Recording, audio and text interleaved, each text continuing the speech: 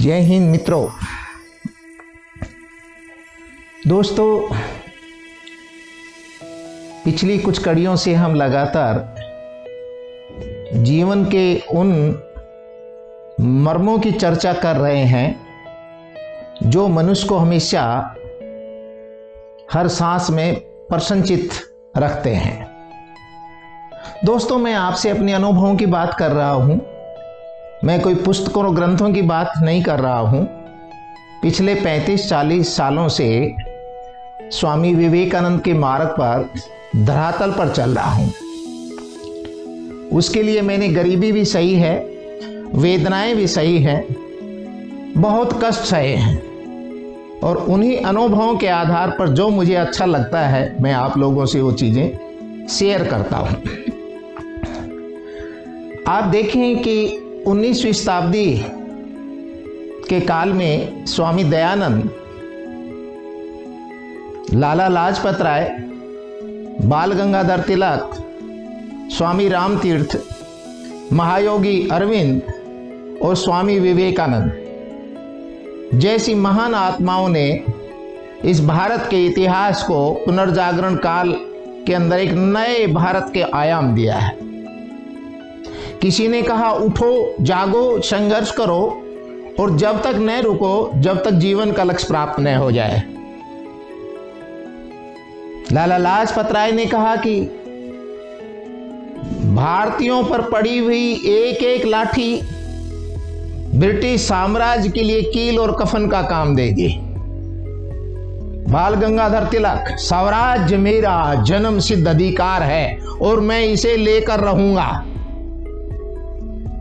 स्वामी रामतीर्थ ने कहा, मैं हंसता हूं, मैं हंसता रहूंगा, हंसना ही मेरा धर्म है। उन्होंने इराक में जाकर बगदाद में वेदांत को प्रकट किया। दोस्तों, भारतीय संस्कृति विश्व की सबसे सुंदर संस्कृति है। भारत देश ने धर्म की सही व्याख्या की है।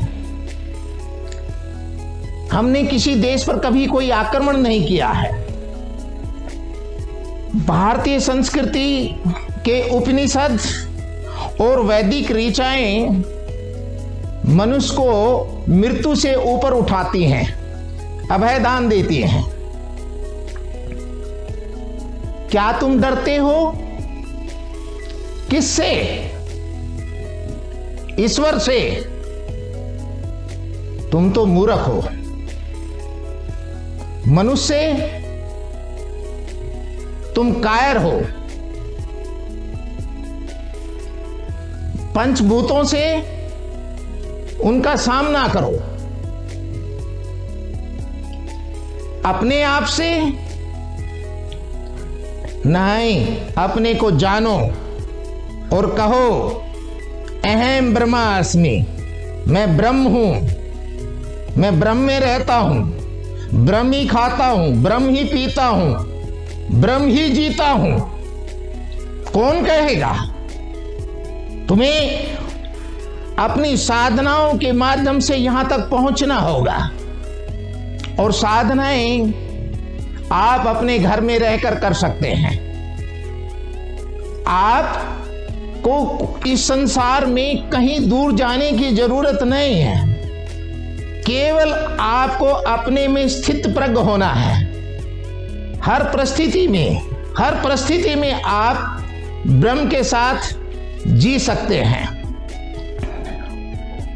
ब्रह्म ही जीवन है, ब्रह्म ही सर्वत्र व्याप्त है। सारी सृष्टि, पूरा ब्रह्मांड ब्रह्म से चलता है।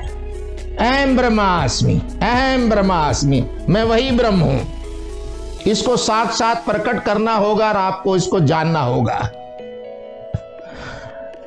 सब धर्म, इसमें मैं अपने अनुभव से एक आपको बात कह रहा हूं कि कुछ वर्ष तक मेरे नवयुवक को आप अपने को जानने का प्रयास करें। मैं कौन हूं, कहां से आया हूं, मुझे क्या अच्छा लगता है, आप अपने स्वधर्म को पकड़ने की कोशिश करिए, जो गीता में कृष्ण भगवान जी कहते हैं। वो स्वधर्म आपके संस्कारों से बना है, और कुछ वर्ष तक अपने उस स्वभाव को ढूंढिए। मुझे अच्छा क्या लगता है, मेरी रुचि किसमें है, और जिस कार्य को मैं करता हूं उस कार्य से करने से मुझे कभी थकान नहीं होती है। वही आपके संस्कारों के साथ आया है। जिस दिन आप उसको जान लेंगे, सकारात्मक दृष्टि के सौपन आप लें अपने लिए, अपने घर के लिए, अपने समाज के लिए, अपने प्रांत के लिए, अपने देश के लिए और विश्व के लिए, और अपने को सकारात्मक होते हुए जो आपका स्वधर्म जिसमें आपको सबसे अधिक आनंद आया, जिसको ढूंढने में आपको 2-4 वर्ष लगेंगे, यह इतना आसान नहीं है।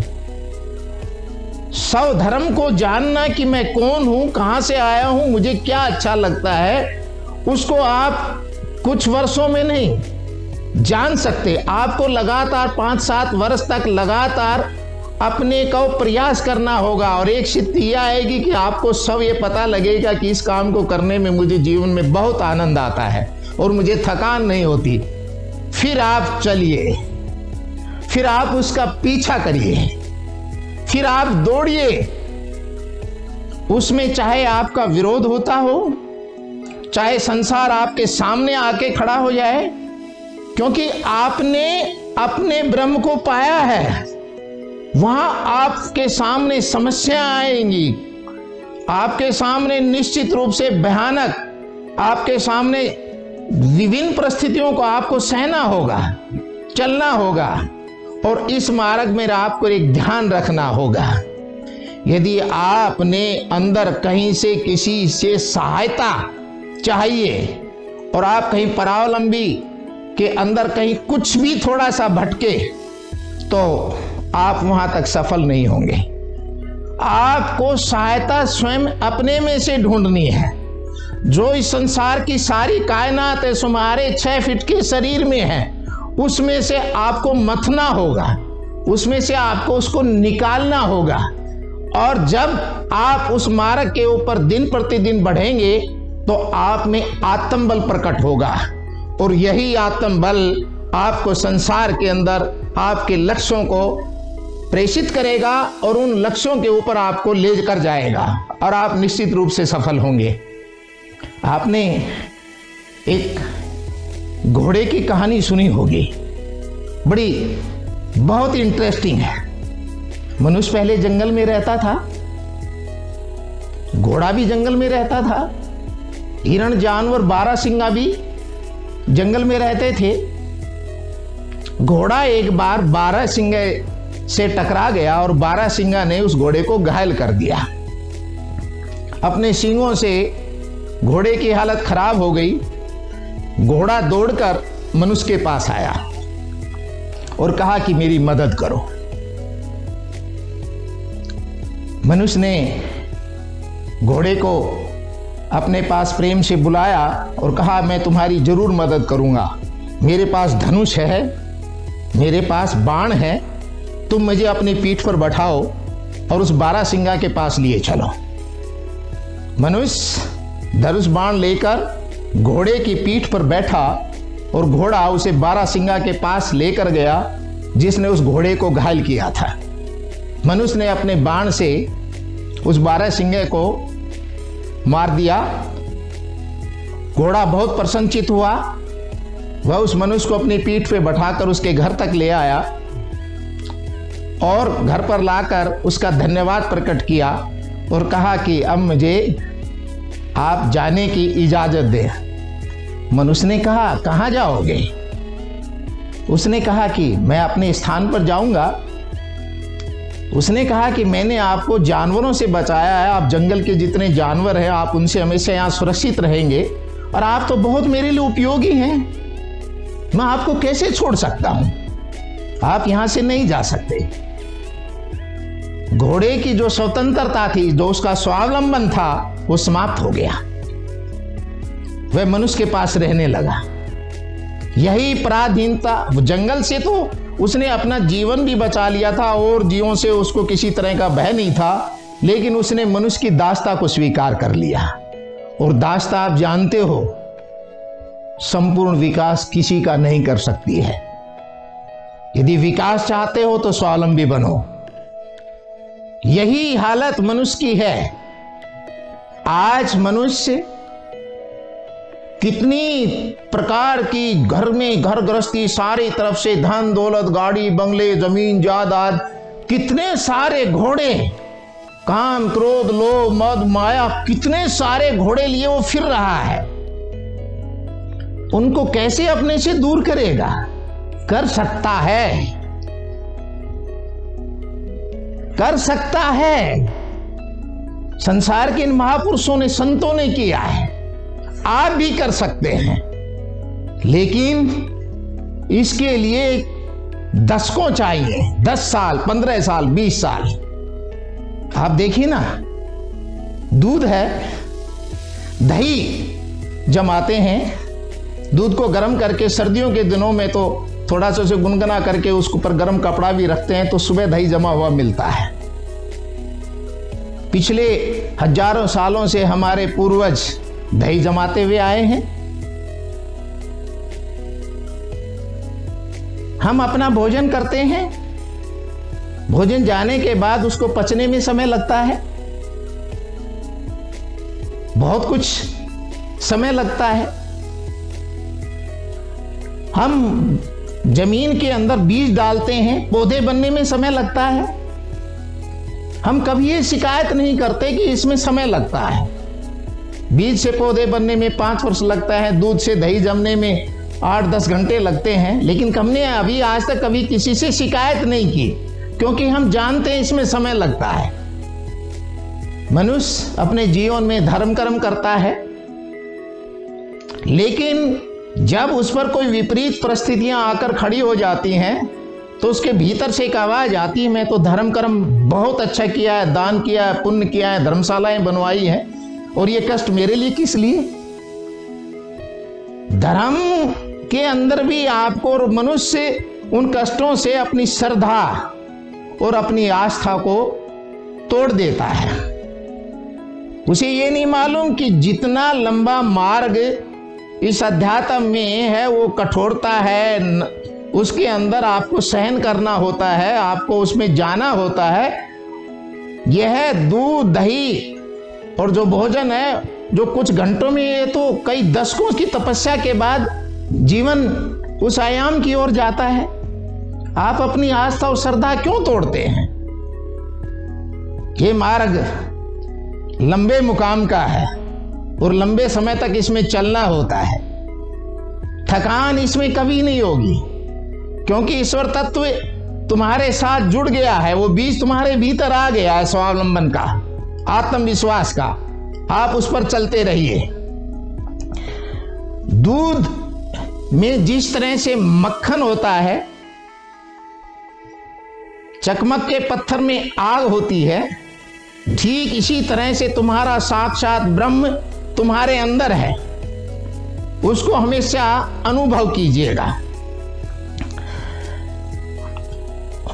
एक गिरजाघर के अंदर एक बहुत सुंदर संगीत का बाजा किसी के द्वारा बनाया हुआ भेजा गया था, और वो संगीत का जो बाजा था वो बहुत सुंदर था। जब गिरजाघर में प्रार्थना होती थी तो उसको बजाने वाला जब बजाता था तो गिरजाघर के अंदर एक विशेष प्रेम की ध्वनियां उसमें से प्रफुटित होती थी। एक दिन एक व्यक्ति जिसके कपड़े फटे हुए थे, जो बता असहाय सा था, गरीब सा था, वह भी उस दिन गिरजाघर में था और वह उस बाजे के पास जाने का प्रयास कर रहा था और पहुंच भी गया था। उसने पादरी से कहा, क्या मैं इस बाजे को देख सकता हूं? पादरी ने उसको दूर किया, आप इस बाजे के पास नहीं आ सकते हैं। और वो व्यक्ति पीछे हट गया। प्रार्थना समाप्त हो गई। प्रार्थना समाप्त होने के बाद पादरी भी इधर चला गया और जो लोग आए थे वो अपने गंतव्य स्थान की तरफ, अपने घरों की तरफ जा रहे थे। उस फटे पुराने वाले व्यक्ति ने उस बाजे पर हाथ रखा और हाथ रखते के साथ उसमें से एक ध्वनि प्रकट हुई, और जब वो ध्वनि उसमें से निकली, जो लोग बाहर निकल रहे थे गिरजाघर से वो वहीं रुक गए, ठहर गए। उनके भीतर एक आत्म शांति का बीज उनको लहराने लगा। उस बाजे में से एक विशेष प्रकार की ध्वनि निकली थी जो मंत्रमुग्ध कर रही थी। सब लोग वहीं पर खड़े होकर उसका आनंद ले रहे थे। ये कौन था? ये वो फटे पुराने कपड़े में वो व्यक्ति था जिसने इस बाजे को बनाया था। वह बाजा बजाने वाला था, बाजे का निर्माण उसने किया था। आज हम ये जो 6 फुट का शरीर है ईश्वर से हमें मिला है, इसके अंदर एक बहुत सुंदर संगीत है। यदि उस संगीत को बाहर किया जाए तो संसार मंत्रमुग्ध हो सकता है। विवेकानंद ने, महायोगी अरविंदो ने, स्वामी राम तीर्थ ने, महात्मा गांधी ने, संसार की जो बड़ी बड़ी महान विभूतियां, उन्होंने इस बाजे को बजाया है, इस बाजे में से अपने को निकाला है। लेकिन हम लोग थोड़े से इसकी काया के ऊपर के रंग रूप को देखकर इसको सुंदर रखते हैं, और अंतर ध्वनि के अंदर जो ताकत, जो बाजे की जो संगीत है, जिसने इसको बनाया है, जो ईश्वर तत्व में रूप में विद्यमान है, जिस दिन इस 6 फुट के शरीर में वो बजाना शुरू करेगा तो सारा संसार मग्न होकर सुनेगा, जिस तरह से स्वामी विवेकानंद ने शिकागो के अंदर विश्व को सुनाया।